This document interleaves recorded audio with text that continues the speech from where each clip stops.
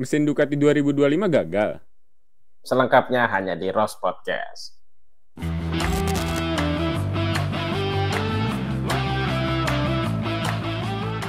Halo, kembali lagi teman-teman di Rose Podcast. Dengan siapa lagi kalau bukan saya Aldi dan rekan saya. Saya Adam Rizky. Iya, lama banget nih Dam kita nggak podcast bahas kali ini MotoGP nih teman-teman.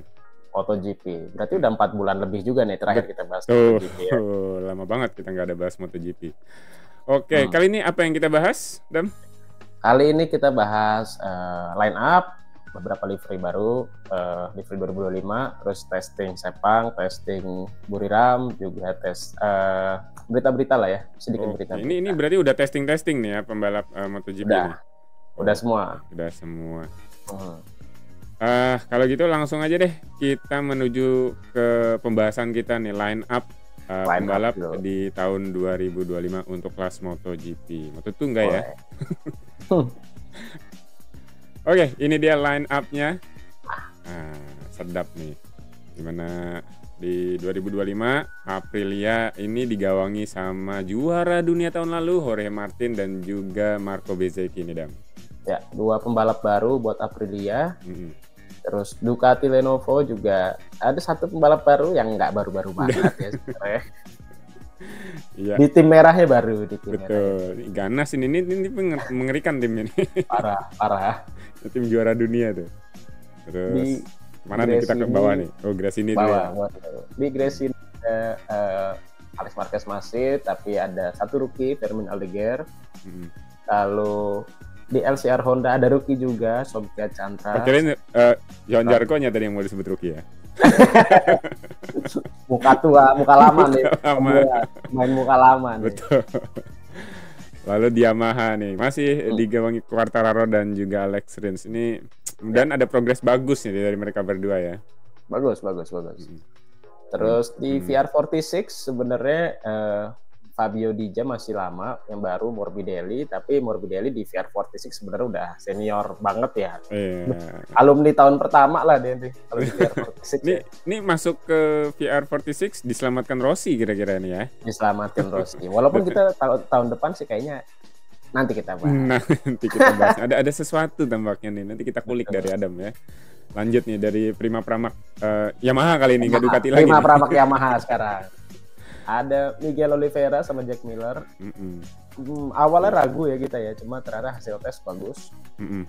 Terus KTM ada Binder Acosta, KRC ada Marini sama Mir masih. Nah ini KTM Tech 3 baru semua, Vinales sama Bastianini ini tanda tanya nih, kita belum tahu banget. Terus Trackhouse ada Raul Fernandez sama 1 rookie lagi, ada Ayogura. Jadi total ada 3 rookie ya. 3 rookie. Kira-kira 3 rookie ini siapa yang bakal gemilang nih, Dam? Kalau dari motor harusnya Aldeguer. Kalau dari motor. Cuma kalau dari skill sih kayaknya Ogura. Ogura ya. Ya. Somcat? Sosola ya. Kita lihat aja nanti deh, teman-teman. Gitulah ya. Oke. Lalu kemudian di sini ada apa lagi, Dam? Langsung kita bahas livery aja kali ya. Liverynya ya. Livery 2025. Yang pertama, Aprilia. Keren sih sebenarnya, hitam, merah. Hampir full hitam ya, keren. Aku suka banget nih. Dengan pembalap-pembalap baru. Dua-duanya baru buat Aprilia. Semua pembalap Aprilia sebelumnya udah di depak ya. Yang 1 pensiun sih. Kecuali 1 pembalap Aprilia tuh yang masih ya pakai Aprilia lagi tuh, Raul Fernandez, tapi tim satelit. Raul Fernandez.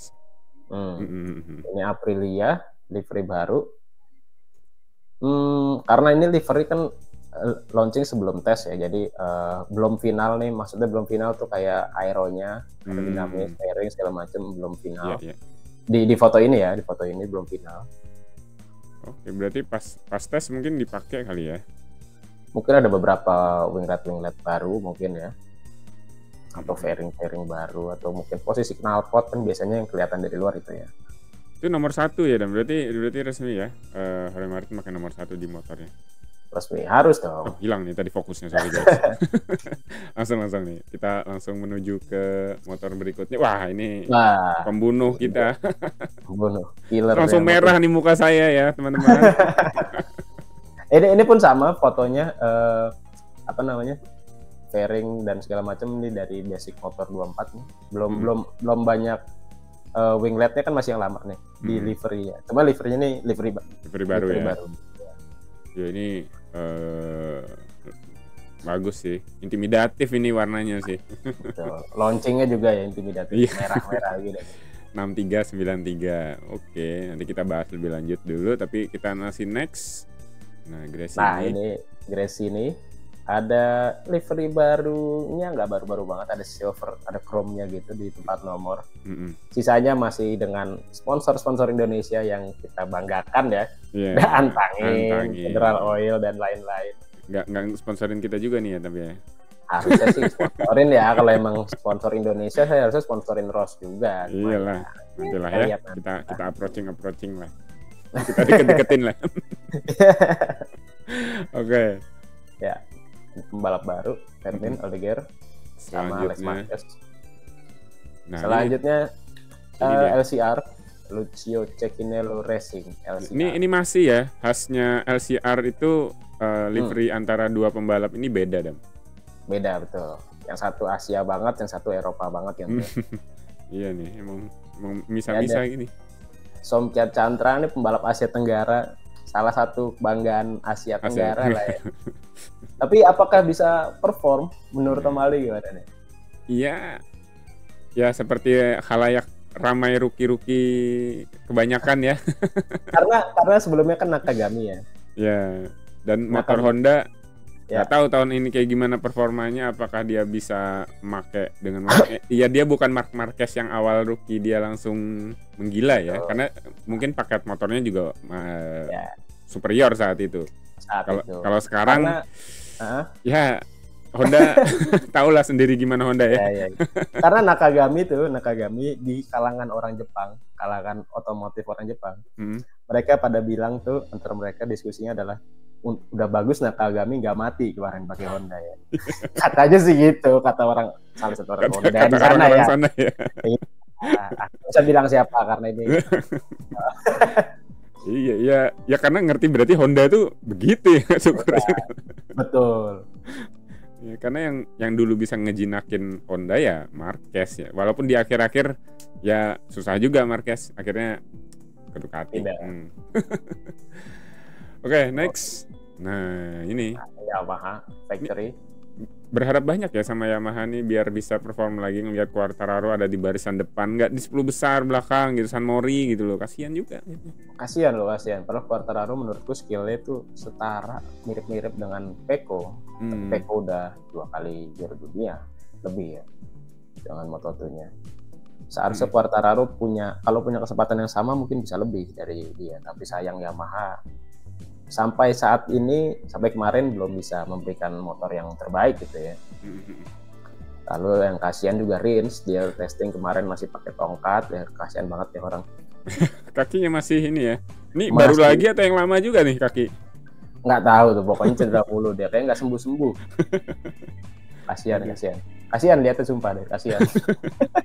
Banyak banget kasihannya ya. Kacau.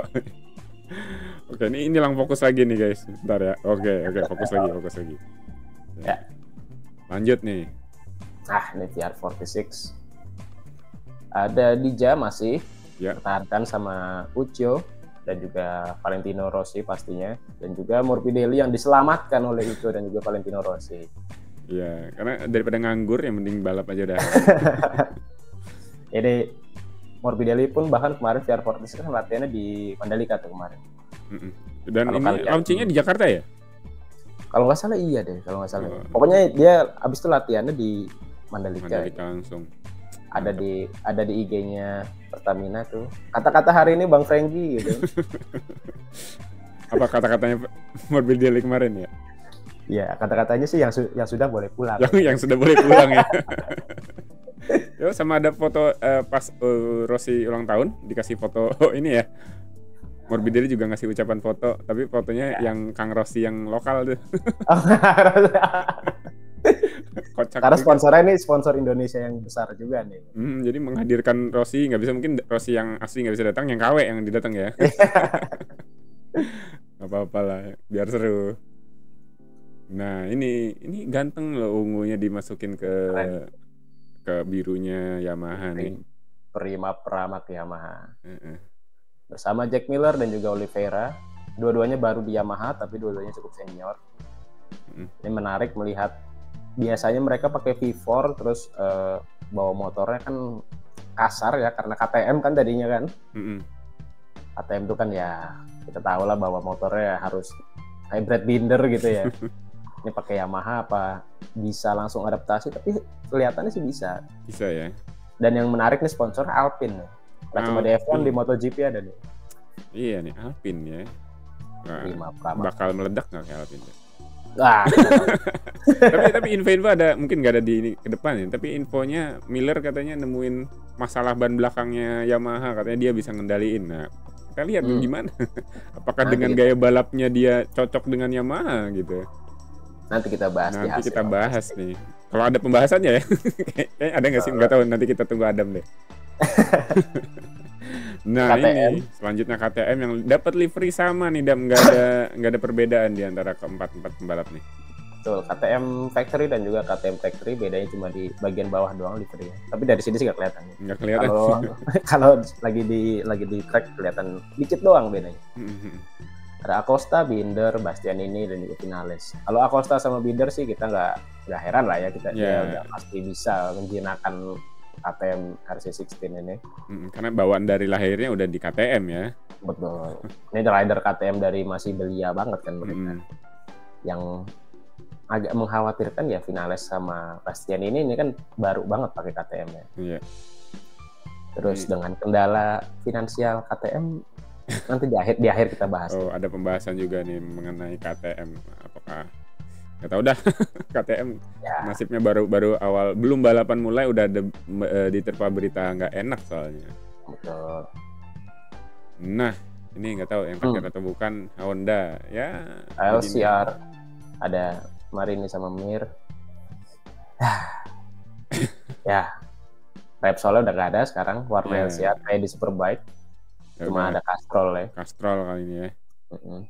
Walaupun dari hasil tes sih lumayan improvement ya buat pabrikan Jepang ini, cuma kayaknya masih sedikit di bawah Yamaha deh. Kayaknya dia startnya di bawah Yamaha soalnya. Oke, just berarti masih ada ternyata. Masih ada Aprilia. Tapi ini nanti livery-nya belum tentu kayak gini ya. Karena katanya sih pemegang saham Trackhouse-nya cabut. Oh. Katanya.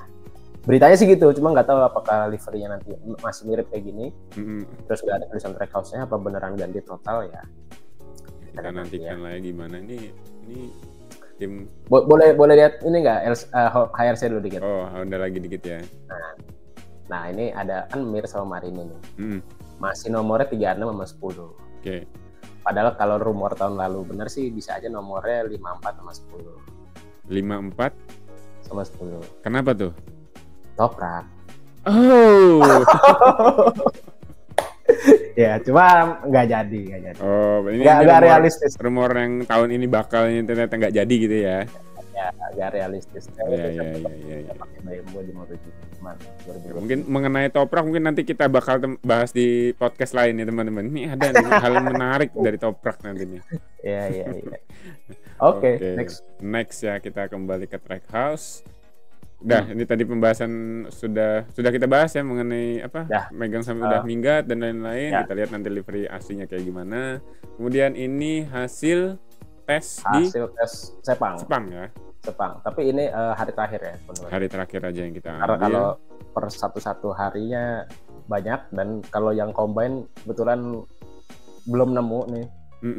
Jadi yang hari terakhir aja yang cukup representatif terhadap race motor dibanding hari-hari sebelumnya ya. Oke, yang jelas kalau aku sih nggak begitu peduli dan melihat hasil ini, ngelihat ada kayak Alex Marquez, Bagnaia, ini Ducati. Ini cukup menarik melihat Quartararo di posisi ketiga, ini kenceng nih. Betul. Berarti apakah ada improvement dari Yamaha di beberapa tes kemarin? Kita bahas dari satu dulu ya. Aku padahal nggak mau bahas, tapi nggak apa-apa lah bahas aja. Karena Ducati tau lah Ducati kayak gimana ya. Udah gini. Tim A-nya soalnya udah. Kalau Alex Marquez kita udah nggak heran lah ya, karena dia juga suka Sepang kan. Dan Ducati ya GP24 mendominasi. Pecco ya nggak heran juga, di Sepang jago. Terus kalau Yamaha ada Quartararo sama Rins, dua-duanya top 10, tapi Quartararo posisi 3. Nah, itu Yamaha sendiri improve 0,6 detik dibanding tahun lalu. Gede juga tuh. Secara pace ya. Bahkan padahal 4 tahun sebelumnya improve-nya cuma 2 detik dalam 4 tahun. Berapa? Ini 2 detik? Setahun 0,2. Ini setahun improve-nya 0,6. Tapi kita nggak pernah ragu juga sih sama Yamaha atau Quartararo kalau single lap. Kalau qualifying gitu kita sih nggak ragu sama Quartararo sama Yamaha ya. Apalagi Quartararo ya kita nggak ragu. Cuma masalahnya nanti pas balap biasanya kan dia nggak pernah bisa nyusul motor depan tuh. Nah ini bisa nggak nih Yamaha memberikan solusi masalah yang kronis ini nih? Itu sih. Yamaha sendiri improve, Quartararo sendiri nggak pernah ragu. Cuma pas balapan motor ini tuh motor kualifikasi apa motor balapan kan, kalau di Ducati kita start dari belakang juga kita tahu dia pasti bakal bisa nyusul gitu kan. Kalau Yamaha dia start dari depan aja kesusul dikit belum tentu bisa nyusul lagi gitu masalahnya. Ya itu sih, PR ya buat Yamaha. Tapi ini kalau ngelihat ini ke bawah di balap ini hasil yang positif banget nih buat Yamaha berarti ya. Seharusnya mungkin podium aja bisa beberapa kali di tahun ini ya. Ya mungkin sprintnya kali ya, yang podium biasa kayaknya nggak kelihatan. Tapi kita harapkan ada lah ya, biar seru aja balapannya, nggak Ducati melulu. Ini ntar jadi Ducati Cup lagi nih terulang. Biar seru aja. Oke, lanjutnya di berapa? Tadi kita udah bahas di Ducati, ini ada Pedro Acosta KTM. Ya, KTM cuma satu di tangan Acosta doang, dan kita nggak heran KTM harus dibawanya kan brutal ya motor KTM tuh, dan kita tahu Acosta kan brutal bawanya. Brutal juga ya. Iya. Tapi cuma KTM cuma Acosta doang yang bisa. Dan dia KTM nggak bawa banyak part. Cuma 1-2. Tahun ini semoga Acosta nggak jatuh-jatuh ya. Dari yang sebelum-sebelumnya kenceng sih, tapi sering jatuh, itu yang jadi polemik dan PR tuh. Semoga nggak jatuh. Semoga bisa beberapa kali podium kayak tahun lalu, bahkan mungkin menang. Itu bakal sangat bagus untuk KTM sendiri ya, karena kalau Acosta semua orang di paddock, semua pembalap lain nggak pernah ragu sama Acosta. Betul. Terus ada Zarco sama Mir nih, Honda nih. Honda cukup improve-nya lebih banyak dari Yamaha dibanding tahun sebelumnya. Tapi Honda memang startnya jauh lebih di bawah daripada Yamaha dibanding tahun sebelumnya. Step by step lah, standar motor Jepang kan improvementnya selalu step by step, nggak ada perubahan radikal banget ya biasanya. Oke. Kemudian Bezzecchi dengan Aprilia, cuma ada Bezzecchi ya. Di sini nggak ada tercatat juara dunia kita nih. Tercatat Jorge Martin karena ada fotonya dia terbang ya. Nanti setelah ini nih kita mungkin ada foto terbang. Terus Rins tadi udah kita bahas. Nah langsung aja. Oh ini Alex Marquez. Kita nggak heran dia pernah juara sprint race juga di Sepang, bahkan dengan motor GP 24 kan kemarin testing ya, GP24 kan udah sempurna ya. Nggak perlu ada penyesuaian dan improvement lagi, udah terbukti. Juara dunianya Martin, keduanya Pecco ya, GP24 semua kan. Betul. Kemudian ini ada yang baru dari Ducati ya. Wing belakang baru ya. Wing belakang itu ada kayak mangkok gitu di sampingnya ya. Buat turbulensi sebenarnya. Tapi ini kanan kiri agak sedikit beda. Untuk sebenarnya. Apa tuh? Karena menyesuaikan track atau? Menurut pengamatan aku aja ya. Mungkin berdasarkan track iya, kanan kiri kan ada yang kanannya lebih banyak atau kiri lebih banyak mungkin. Atau karena posisi knalpot. Posisi knalpot kan mengeluarkan angin juga, itu kan bisa jadi aerodinamis juga. Kalau di F1 kan dulu pernah ada blown diffuser. Nah di MotoGP mungkin ini salah satunya ya. Oke, ya. Aneh sih bentuknya. Aneh iya. kayak aku ngeliat pertama kali kayak mangkok gitu aja. Aneh sih bentuknya, aneh sih. Mungkin berlubang ya sebenarnya gitu ya. Ya. Oke, next. Nah ini dia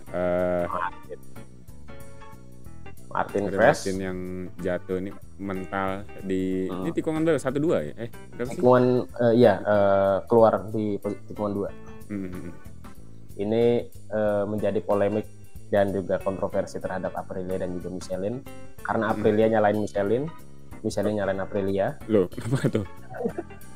Kenapa saling lempar-lempar kesalahan tuh? Aprilia nggak percaya kalau Michelin bawa ban yang benar. Misalnya bannya udah berapa bulan, berapa tahun, udah expire gitu.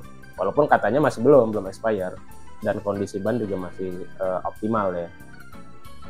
Terus kalau Michelin bilang semua data yang dia punya udah sempurna.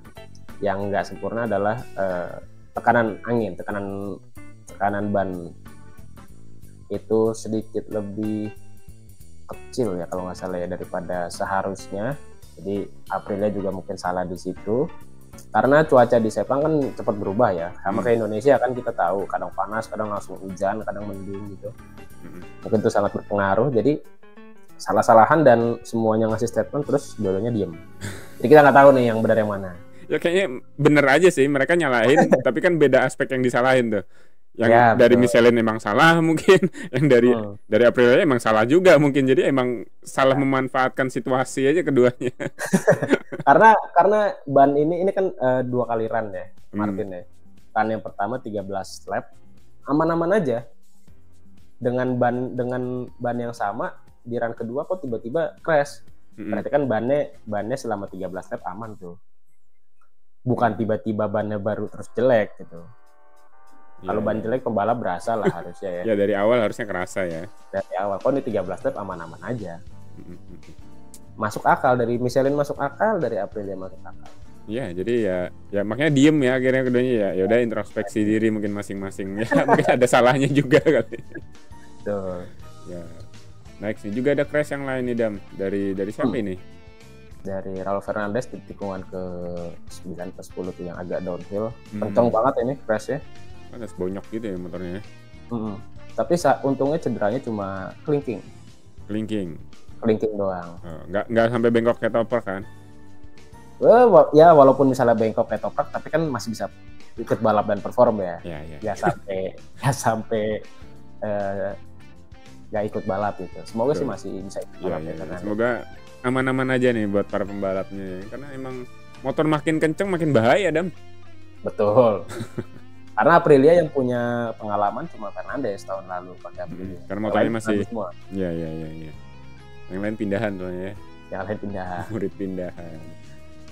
Oke, nah, ini terus juga. ini Dija. Ini crash paling apa ya? Dungu apa bilangnya? Kenapa tuh? Udah selesai testingnya, udah selesai, waktunya udah habis. Dia willy dia jatuh. Terus cedera bahu kiri apa kanan gitu aku lupa. Ya beneran jadi konyol ya ini. Konyol. Mungkin dia lihat ada kameramen di pinggir, dia mau willy gitu kan. Terus pas udah turunin motor, mungkin bannya nggak lurus, terus dia jatuh gitu kan. Ini jatuh dan cedera yang nggak diperlukan banget ya sebenarnya. Jadi keingatan nggak tahu pembalap Moto3 atau Moto2 yang tahun lalu juga willy di lurusan panjang terakhir Sepang ternyata crash tuh. Udah finish ternyata malah crash itu konyol. Cuma ya kurang lebih begitulah. Nah jadi teman-teman yang suka willy hati-hati ya, kadang bisa jatuh jadi konyol nih. Karena kalian bukan toprak. Harus jadi toprak dulu nih baru mantap willy. Oke, lanjut aja berarti kita masuk ke tes di Buriram ya. Oke. Nah, langsung tes Buriram ini hasilnya juga nggak tahu nih dah. Jedanya nggak lama ya, langsung kan dari Sepang ke Buriram. Kita lihat ada Bezzecchi pertama menggunakan Aprilia. Aprilia top 10 ada 3 loh. Fernandez sama Ogura tuh ada tuh 8 sama 9. Ini hasil hari ketiga ya? Hari keempat. Hari terakhir ya. FP4. Oke. Terus ada Joan Mir pakai Honda. Ini improvementnya banyak nih buat Honda nih. Walaupun Marini-nya nggak kelihatan, tapi ya bisa lah, bagus lah Mir. Ya nggak apa, Mir ya juara dunianya lah ya, yang tampil lah seenggaknya. Walaupun sempat mau pensiun tahun lalu kan, gara-gara sudah tidak termotivasi lagi. Ngambek kali ya udah motor begini amat. Terus Ducati 34, kita nggak pernah heran kalau dia Pecco sama Mark nge-push bisa jauh di depan sih. Nggak perlu dipertanyakan lah, udah mereka berdua nih levelnya udah beda lah dengan motornya ya. Kalau mereka berdua dikasih motor mungkin Honda mungkin nangis juga kali, nggak tahu dah. Oke, makanya ini PR buat motor yang lain, semoga kompetitif nih. Selanjutnya ada nomor 5 ada Fabio Quartararo yang ya kita harap Yamaha punya taring buat ngacak-ngacak di barisan depan juga nih. Fabio-nya kita nggak heran, tapi ada Jack Miller di situ. Ada Jack Miller Yamaha ya di posisi 7. Yamaha juga nih. Nah, itu yang kayak ku kabarin tadi ya, Jack Miller katanya punya kunci sukses menggunakan Yamaha ini. Apakah benar nih? Karena kalau kita lihat dia pakai Ducati, KTM, kan dia bawa motor sliding mana kan. Ini pakai Yamaha yang cukup stabil sih, harusnya enteng buat Miller ya. Iya. Harusnya. Kita lihat. Walaupun finalis di posisi 6, apakah dia punya ini nggak keluhan dengan motor KTM-nya, Dam?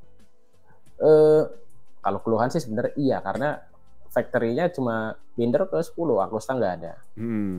Acosta tapi kalau finalis bisa ke 6, mungkin karena udah cukup waktu adaptasi kali ya buat finalis ya. Tapi sebenarnya KTM sih mengkhawatirkan sekali secara motor dan juga finansial dan juga kondisi tim. Buat top 5 aja KTM mungkin udah bagus lah. Ya kita harapkan KTM bisa inilah ya, mencuri-curi kemenangan sih harapannya, biar ada bonus-bonus mungkin buat KTM-nya ya, buat nambah-nambahin pundi-pundi biar nggak keluar banyak juga. Ya, pengennya sih begitu. Pengennya. Daripada hilang kan, ya kalau menghilang nanti beneran jadi Ducati Cup kan kacau ya, MotoGP ya. Betul. Suzuki aja cabut, apalagi KTM kan. Suzuki udah juara dunia cabut, apalagi KTM belum pernah juara dunia. Iya, kacau nih. Nah ini yang menarik tuh 89 ada Trackhouse nih, Dam. Fernandes sama Ogura. Ogura sih... aku yakin sih sebenarnya best rookie-nya Ogura ya. Ogura ya, kayaknya cepat ya adaptasinya Ogura ya. Kalau dari skill Ogura lah, Chandra mah lewat, Aldeguer mah lewat, banding Ogura ya. Cuma motornya aja kan dia pakai Aprilia. Ya, Ogura harusnya naik ke Ducati kali ya. Tapi Aprilia itu paling deket banget secara kapasitas motornya ya, secara pace motornya dengan Ducati. Jadi mungkin kalau misalnya Martin nggak ikut atau kurang perform, aku yakin Bezzecchi bisa mengacak-ngacak, bahkan mungkin beberapa kali menang Bezzecchi bisa banget menurut aku ya. Ya kita nantikan nih kayak gimana nantinya tuh para pembalap ini, karena deket lagi Dam. Ya dikit lagi minggu depan. Nah next kita punya apa? Kita punya Bezzecchi dengan kuda hitamnya, beneran hitam nih, ini kuda hitam beneran nih. Iya. Kita harap bisa ngacak-ngacak juga di barisan depan. Jangan kasih kendor sama Ducati lah. Ducati terlalu nyaman itu antara Pecco dan juga Marquez. Ya. Lalu kita juga yakin Aprilia kan tahun lalu finales Espargaro gitu ya, yang mungkin kurang termotivasi gitu kan. Iya. Terus juga finales kan selalu gak pernah yang brutal bawa motornya ya, dia kan selalu smooth. Nah Bezzecchi ini kan brutal bawanya. Brutal banget nih orangnya. Nah, semoga dia bisa lah. Iya. Bisa lah mengacak-ngacak sih. Bisa lah. Ngacak-ngacak depan lah bawangnya karena keenakan. Iya. Udah. Podium aja bisa konsisten podium lah dia. Betul. Nah di depan selain yang tadi ceritakan sempat aku bahas soal Ducati nih. Di depan intro banget tuh. Mesin 2025. Ya. Apakah beneran gagal tuh Dam? Kalau gagal sih enggak sebenarnya ya. Tapi mungkin memang development-nya belum jauh kan. Tapi mungkin tidak sesuai harapan aja kali. Aneh deh ya beritanya nih. Ducati akan memakai opsi untuk pakai mesin tahun 2024 untuk semua motor. karena masalahnya di mesin 2025 itu di braking, di engine brake. Engine brake ya. Oh, tapi kan katanya performanya bagus ya dari segi kecepatan lebih bagus. Berarti engine brake yang bermasalah. Engine brake sama lebih baik ya. Engine brake sama deselerasinya. Mungkin kalau bermasalah sih enggak ya, kayaknya mungkin merubah sedikit karakteristik dari motor Desmo GP24 atau 25 ini. Yang mungkin mereka nggak mau ambil resiko gitu. Tapi kalau aku jadi pembalap Ducati, boleh ngasih masukan, boleh ngambil keputusan, aku bakal ambil GP25. Tetap 25 ya. Karena misalnya nih GP24 kan udah mentok di sini nih. Nggak bisa di develop lagi, udah mentok nih kan GP24. GP25 mungkin di sini, di bawahnya. Tapi GP25 kan masih bisa improve. Betul. Bisa sampai sini gitu. Apakah kekhawatiran engine freeze itu jadi polemik utama itu, Dam? Pasti karena itu. Karena mereka nggak bakal mau ambil resiko kayak Pecco waktu lawan Quartararo tahun 2022 ya waktu itu ya kalau nggak salah. Itu kan Pecco kesulitan banget tuh di awal-awal musim. Sering banget crash, sering banget trouble di mana-mana gitu kan. Itu kan karena dia nggak cocok sama mesinnya. Mungkin takut terjadi seperti itu lagi mungkin ya. Ya. Tapi yang menariknya berarti Ducati hampir gak ada bedanya GP24 sama GP25. Bedanya cuma di sasis aja berarti ada mungkin aero-aeronya gitu ya. Tapi secara mesin sama berarti ya. Sama, berarti bisa semua Ducati kemungkinan menang bisa jangan Morbidelli atau jangan Aldeguer, Alex Marquez atau Dija bisa ngacak-ngacak tim merah semua nih. Iya, ini bagus nih, betul. Jadi GP25 kayak nggak ada kan ya karena mesinnya juga diganti ke 24. Hampir mirip semua lah. Ya asal disupport aja ya sama Ducatinya ya, nggak tiba-tiba gara-gara ini nanti menang nih. Harusnya sih support ya karena tahun lalu kan yang menang tim independen.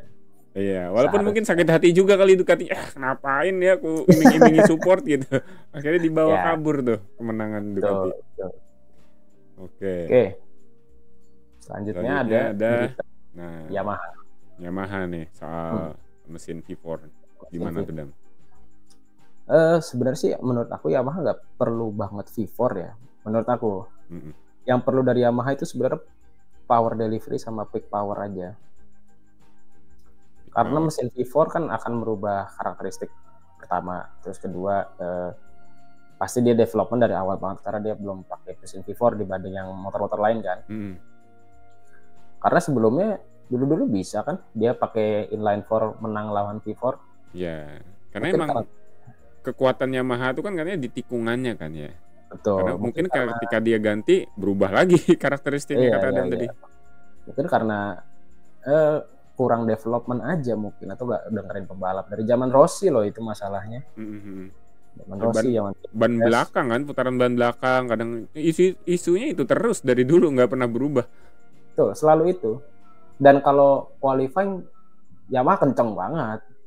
Seperti biasa kenceng. Cuma pas balap aja tuh dia kayak ya nggak bisa lah dia kayak late braking kayak Marquez atau Pecco gitu ya atau kayak Binder gitu. Nggak bisa lah Yamaha nih. Nah, itu berarti emang motornya nggak bisa di-push terus sampai yang kayak di limitnya banget gitu ya. Iya, cara bawanya mungkin beda kali ya. Mungkin kalau bisa dibawa sampai limit terus ngos-ngosan pembalapnya jadi kayak nggak sanggup. Betul. Lalu kalau Yamaha mau mesin V4 pun mending realistisnya di 2027 karena regulasi baru kan. Iya. Nah, atau 2026 mungkin dia bikin dulu terus ngebuang setahun buat 2027 gitu ya, kurang lebih kayak gitulah ya. Kalau di tahun ini sih nggak mungkin ya. Tapi dari Yamaha juga berstatement nggak realistis lah buat mikirin V4, jadi ya mungkin yang ini aja lah udah gitu. Sama kayak Adam tadi bilang udah yang terlalu banyak perubahan lah yang kalau misalnya dia harus merubah ke V4 untuk saat ini gitu. Betul. Lalu aku mau bahas KTM nih, berita selanjutnya nih. Berita terakhir tapi nggak ada fotonya. Nggak ada fotonya nih. Apa tuh, Dam? KTM kan lagi kesulitan banget finansial, kesulitan banget dana ya. Dia kan salah satu pemilik brand juga MV Agusta, dulu pernah dari Superbike, itu akhirnya dilepas biar dia bisa punya uang karena dia punya banyak utang sama supplier-suppliernya dan juga partnernya. Terus kalau kita main mobil pasti tahu kalian KTM X-Bow, KTM Crossbow. Itu dihentikan produksinya. Terus dia punya motor beta, punya motor gas-gas, Husqvarna, itu bakal banyaknya di stop karena mereka gaji karyawan aja belum tentu bisa bayar kan. Terus investor dari Amerika juga dia nggak bisa kembaliin uangnya. Terus yang paling parah adalah KTM sendiri mau jual sahamnya ke beberapa orang, termasuk pihak di India. Nah, India tuh kan nggak hobi banget balap ya. Jadi bisa aja nih MotoGP di scrap langsung jangan dilanjutin ya sama kacau nih malah ya. Pemilik barunya ya. Bahkan mungkin KTM aja tahun ini terakhir. Mungkin. Oh pantas, mungkin aku dengar isu Rossi sama Acosta ada deket-deket gitu ya. Itu dia. Jadi isu terdekatnya adalah Acosta ke VR46, Morbidelli cabut. Katanya. Itu ternyata persiapannya. Kenapa Rossi dan Acosta itu mepet-mepet ya? Betul. Ya, KTM-nya hilang ternyata teman-teman. Itu berita yang benar-benar nggak tahu kalau misalnya bakal hilang. Kirain cuma ya ditarik aja lah karena gajinya mungkin kurang gitu. Karena nggak mungkin Acosta nggak ada di MotoGP, itu buat MotoGP secara marketing itu bencana lah ya. Yeah. Terus kalau bahkan mungkin secara finansial KTM mungkin nggak selesai juga tahun ini, tapi mungkin dibantu Dorna gitu kan. Karena harus Dorna yang bantu, nggak mungkin kan pembalap KTM ini nggak ada terus Ducati ngasih motor Ducati, nggak mungkin kan gitu kan. Iya. Harus dengan KTM selesai pada tahun ini gitu. Mungkin tahun depan cabut ke Suzuki, itu kemungkinan besar terjadi kalau mereka nggak menemukan solusi dari masalah finansial itu ya. Ya makin sedikit ya berarti pabrikan di MotoGP. Sayang banget loh. Betul, padahal udah beberapa kali menang, beberapa kali ada kemungkinan juara dunia tahun lalu pakai Binder kan awal-awal tuh. Cuma ya finansial, krisis ekonomi, resesi dan salah ambil keputusan pastinya juga. Begitulah. Ya ditambah berita penjualannya KTM juga nggak terlalu baik mungkin ya dari KTM. Betul. Jadi sebenarnya Miller selamat ya. Cabut dari KTM ke Yamaha. Karena laku aja motornya, jadi aman ya. Yamaha sama Honda walaupun di MotoGP-nya begitu ya, tapi kan duitnya banyak. Duitnya banyak. Iya. Walaupun KTM kencang tapi bingung juga ngejual motornya di Indonesia nggak laku gitu. Betul. Ya ada syukurnya lah. Paling itu berita KTM sih gitu ya. Berarti kita tinggal nunggu balapan berarti Dam? Minggu ini langsung. Minggu ini ya. Berarti kalau udah balapan apa nih? Prediksi. Jaya. Prediksi nih. Tapi oh iya, Martin nggak ikut. Oh Martin nggak ikut. Berarti Kans nggak ikut kayak gini. Kira-kira bentar sebelum ke prediksi, kira-kira Martin tahun ini gimana Dam? Kayaknya juara dunia sih enggak ya kayaknya ya. Karena startnya udah kelewatan kan. Ya. Pertama ronde 1 nggak ikut, terus kedua ngambil keputusan pakai part yang mana kan berarti sekarang Bezzecchi nih yang ngambil keputusan karena Martin nggak ada. Jadi kayaknya tahun pertama nih mungkin beberapa kali menang podium, adaptasi sama motor, realisasi tahun depan dia bisa juara dunia, kelihatannya segitu. Tapi kalau tahun ini dia juara dunia emang luar biasa ya. Tapi kayaknya kok Marquez ya. Itu dia. Pekonya aja nggak pede. Apa itu cuma lip-lip doang ya, nggak tahu Peko tuh. Bisa jadi. Sebenarnya yang paling memungkinkan misalnya antara Ducati, Mark sama Peko udah pastilah ya. Dua-duanya punya kesempatan juara dunia. Tapi yang paling dekat itu sebenarnya Bezzecchi ya. Karena Aprilia paling dekat dengan Ducati ya Aprilia. Atau Quartararo. Sebenarnya pengennya sih gitu. Harus secara pace motor doang pengennya Quartararo sih harus bisa. Kalau secara skill yang bisa lagi itu Dija, Morbidelli, cuma kita tahu mereka kadang nggak konsisten itu kan masalahnya. Ya kalian boleh lah teman-teman nih, kalau misalnya kira-kira nih kepengennya juara dunia nih siapa, sebelum kita prediksi nih, tulis aja di kolom komentar tuh. Wah, ini masih awal musim nih, belum tahuan siapa. Apa yang kira-kira kalian dukung siapa tahun ini gitu. Tulis aja atau enggak ya apa nih prediksi juga kalian boleh tulis nih sebelum kita nyebutin. Adam, prediksi Buriram. Aku dulu kalau gitu. Gantian, ntar sama lagi kayak. Pasti satu sama nih, Marquez. Sama. Marquez. Peko Bezeki. Sama lagi. Asli sama. Ya kalau misalnya aku yang dua nyebut paling kayak gitu juga deh, Adam nyebutnya sama lagi. Makanya aku duluan. Yaudah, 1-2-nya sama nih. Marquez, Peko. Yang ketiganya ini Morbidelli. Oh, Morbidelli, menarik. Agak aneh, cuma ini kayak Morbidelli punya sesuatu. GP24. Bagus sih tahun lalu kalau nggak crash ya. Kalau nggak bablas. Oke, tulis di kolom komentar prediksi kalian kira-kira siapa pembalap MotoGP yang bakal menang di balapan utama. Ini ada sprint kan? Ada dong. Kita hitungannya yang utama aja ya guys ya. Yang sprint kita kesampingkan aja karena sprint ya gitu deh.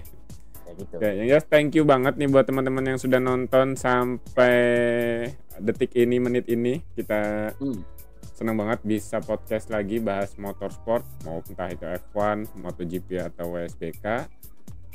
Thank you banget. Thank you buat sponsor nih Robas yang selalu dukung kita, tidak ada berhenti-berhentinya. Support system kita banget ya. Betul.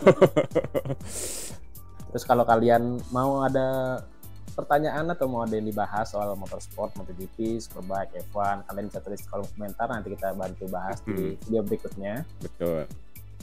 Kira-kira ada tambahan lagi, Dam? Cukup lah ya. Cukup lah. Kayak pas tuntas. Untuk pembahasan apa nih, pramusim ya sebutannya ya. Pramusim dan testing. Ya, testing pramusim kali ini. Thank you banget. Kita nantikan podcast prabalap berarti.